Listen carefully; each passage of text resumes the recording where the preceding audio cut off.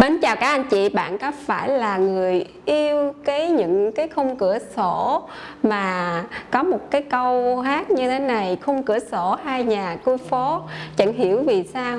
Thì khung cửa sổ ấy nó đã thể hiện bao nhiêu cái tình yêu như vậy. Và hôm nay tôi giới thiệu cho các anh chị biết một cái mẫu gạch bông gió mà lấy ý tưởng từ những khung cửa sổ.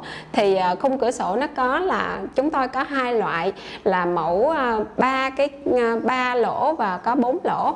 Thì hai mẫu này có thể phối hợp với nhau, và ứng dụng của nó thì các anh chị có thể sử dụng cái mẫu window này cho những cái thiết kế khác mà Vietiles đang có sự kết hợp đó.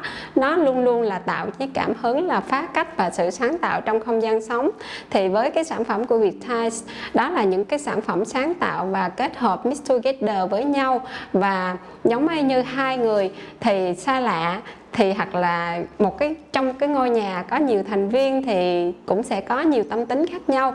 Thì mỗi người nếu như chúng ta biết cái cách mà làm đẹp với nhau thì luôn tạo một cái cảm hứng vô tận cho sự sáng tạo và những cái giá trị khác nữa. Và sống với cùng những cái năm tháng và những cái khi mà chúng ta kết hợp với cái sự ăn ý như vậy thì luôn luôn tạo cho một cái công trình đẹp. Thì với những cái mẫu thiết kế này, các anh chị có thể là làm tường rào hoặc là vách ngăn, hoặc là làm một cái mảng nào điểm nhấn cho cái không gian công trình mình cũng khá là đẹp mắt. Và các anh chị luôn nhớ là hãy đưa những cái cây xanh yêu thích của mình vào cái không gian công trình của mình, bởi những cái cây xanh đẹp và những cái cây xanh mà mình yêu thích thì luôn tạo một cái sinh khí vô cùng lớn để chúng ta có nhiều sáng tạo hơn cho cuộc sống tươi đẹp này.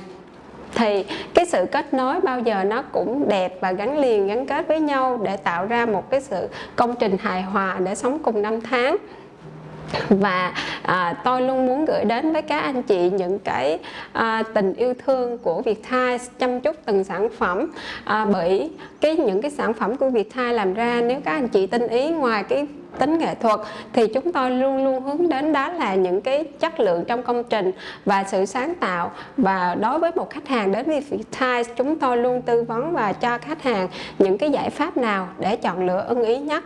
Đó là những cái công trình để mà đẹp, sống mãi cùng thời gian. Và tập thể Vietiles khi mà nhận bất kỳ những cái bản mẫu từ cái phía khách hàng, chúng tôi luôn muốn tìm tòi và tạo ra những cái ý tưởng, và chúng tôi chuyển hóa những cái ý tưởng của các anh chị để mà tạo ra một cái sản phẩm để mà làm đẹp cho đời. Thì gắn kết đó là chúng tôi luôn muốn là đồng hành với kiến trúc sư, những công ty xây dựng, những công ty thiết kế, và đặc biệt là những người yêu cái đẹp, để lan tỏa giá trị này cho nhiều người hơn biết trên toàn cầu và trên thế giới. Và chúc các anh chị có những cái niềm hạnh phúc, sự bình an trong cuộc sống.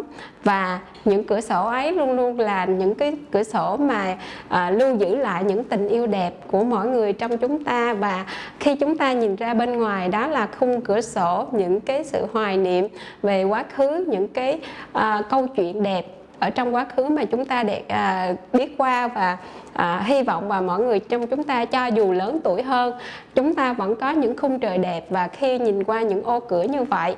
Và chúc các anh chị có sự bình an. Tạm biệt các anh chị.